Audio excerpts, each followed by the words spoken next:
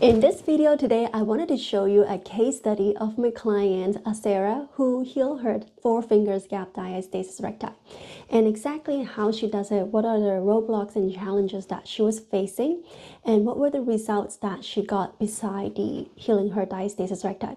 So I usually do like an interview style, or I usually do a before and after photo on my social media, but I haven't really made a video that I actually dig into somebody's case study and actually walk you through step by steps on what were my thought processes and what were her responses throughout the journey.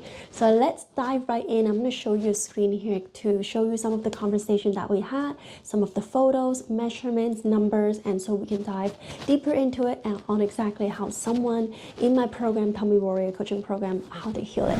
Okay, so when somebody comes into the program, I first get them to do a consultation form. After a phone call, I still want them to fill in a consultation form just so that we have everything on my notes here. So Sarah is somebody who used to exercise regularly, and she rated herself fair on cardios. She was 28 months postpartum when she started. This year, that was in June or May. We'll show you a calendar in just a second.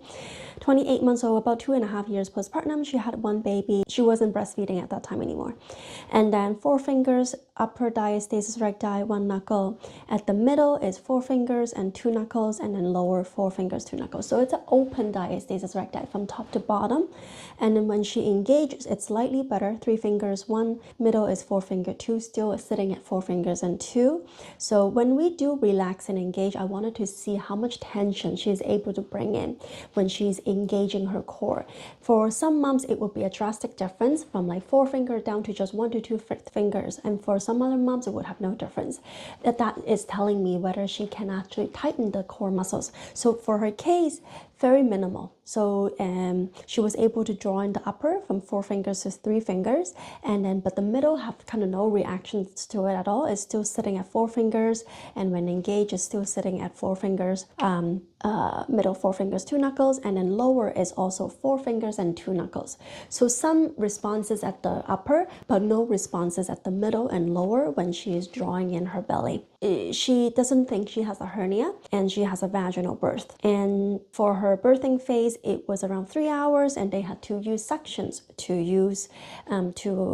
get the baby out. So this is a good ways of telling me whether somebody's pelvic floor could be loose or tight, but it's not the only indications. I combine it with other data such as whether she has a tight pelvic floor or not, and she was not advised. And throughout the program, and I will ask her to give me exercises and then show me how she's feeling. She's not regularly constipated, and she is able to start pee and able to empty her urine fully. So she said she is likely that she's habitually sucking in, and she doesn't experience any pain in her pelvis and hip. She is an omnivore, so pain doesn't bother her much. She doesn't really have back pain, no shoulder pain, and she does get some knee pains over time, and she is a dentist by nature. So she works 8 hours a day, 6 times a week, including both sitting and standing. So this is a good way for me to make sure I jot all the notes down in additional to the phone call that we already had prior to coming into this app. Now with Sarah, she started back in May 2023. So we started with just posture and DR assessment, and starting off with some nutrition, and then I also started giving her some 360 breathing exercises. And you can find some of these exercises. I did made one for public for you guys recently, so check it out. I'll link a link here. But we started off with breathing exercises and making sure she is on point with her nutrition. Now on to her photos. I wanted to share with you how she looked in the beginning. Right, you can see she has a little bit of body fat she needs to lose. Her belly is bulging out, and her the mid belly where she has 4 fingers, 2 knuckles. This is how she looks.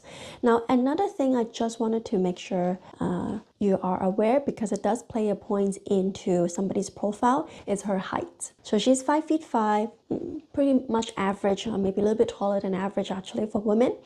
So one of the things aside from the appearance when I look at somebody is her posture. So you can tell that her knee seems to be locked here, right? She is hyperextending her knees. She is shoving her body forward. If I were to draw a line from ear to shoulder to her mid hips, and then also to the knees, my line isn't straight. When I get to the point of where the knees are, I'm on the left side. Ideally, the point of the knees should be pointing right at the middle, and my line should be going up like that. So she is off the line. She is more leaning toward forward, and her knees are hyperextended. So we need to work on the posture.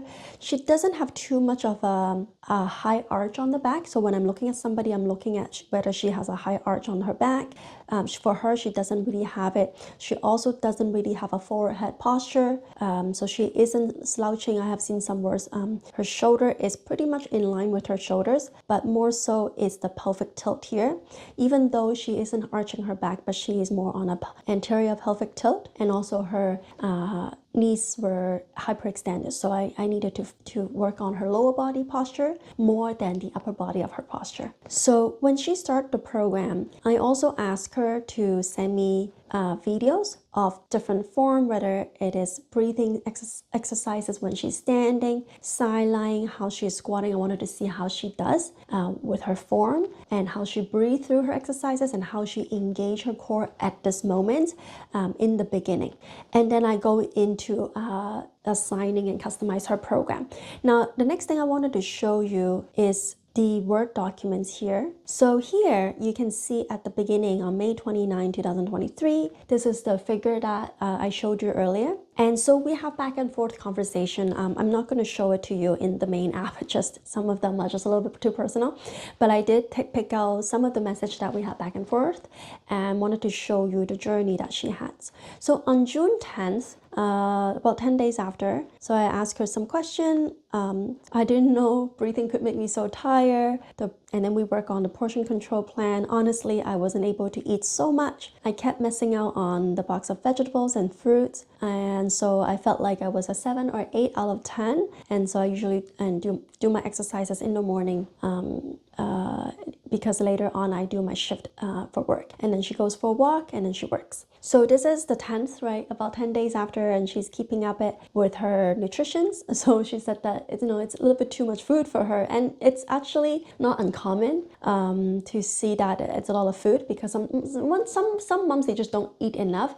They think that they are not really eating much, but at the same time they are missing out. Like they will take a small breakfast, small lunch, and then they will binge on eating dinner, and then they snack through the day because they are so hungry, but then they don't realize it. So now they're actually eating a proper portions of veggie, fruits, protein, carbs. So she's feeling like this is a bit too much.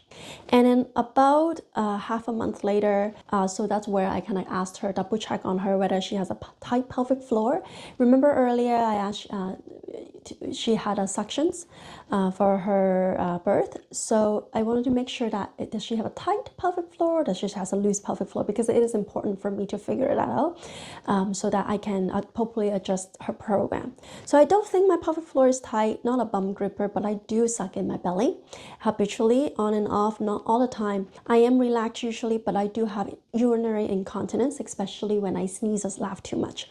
I can't hold it for too long either. So this is telling me that she is not tight. Also, she thinks she isn't tight, so that is a good indicator.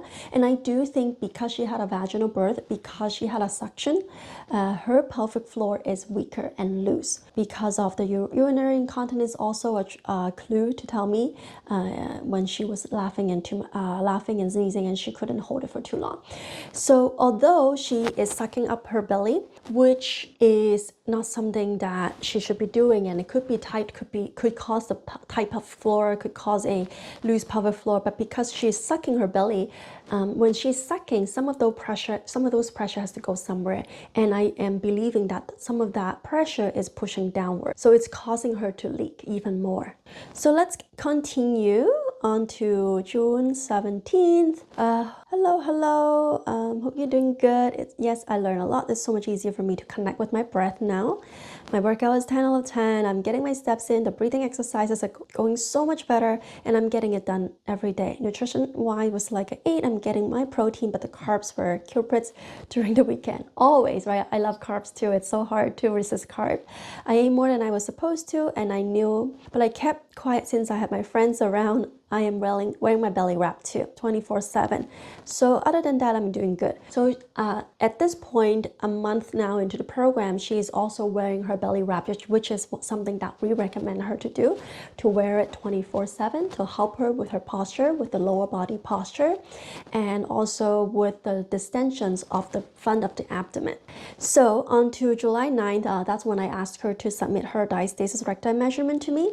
So 4 finger, 1.5, 3 fingers, 3 fingers. Remember, it was 4 finger below and it was 2 knuckles here. So some of these measurements has improved, and more importantly, when she's engaging the 2 fingers and 2 fingers, it was 4 finger earlier. And so finally that is improving very well, and it's only took her 1 month. So that was really good progress she's making. So from 4 finger lower to 2 finger lower, that is actually really good.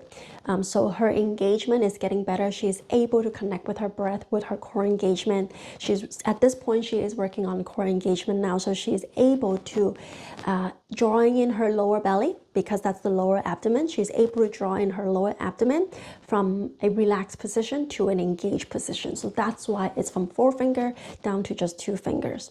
So July 15, this is about 2 months, 1.5 months now. She started end of May, right?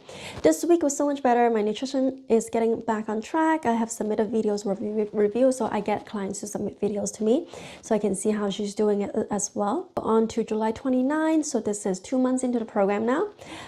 Hey, this week has been good. Nutrition is getting stagnant again. So we all struggle with nutrition, and it's something that actually very common. Exercises we can do, no problem, but somehow when it gets to nutrition, it's so hard. Maybe because I'm also I'm not too strict on nutrition with my clients, but you will see though, she did lose 16 pounds at the end of the 4 months. So need to focus on that. So 16 pound is about 7 to 8 kilo. Need to focus on that more, but workout is good. I've been meaning to message you about my pelvic floor. I don't leak anymore. So 2 months in the program, she's no more leaking. And just like heart laugh or a sneeze, I was peeing all over, but I don't anymore. You have no idea how much of a relief that was. Sneezing and not having to worry about wetting my pants. And thank you so much that I'm good with the intensity of the workouts.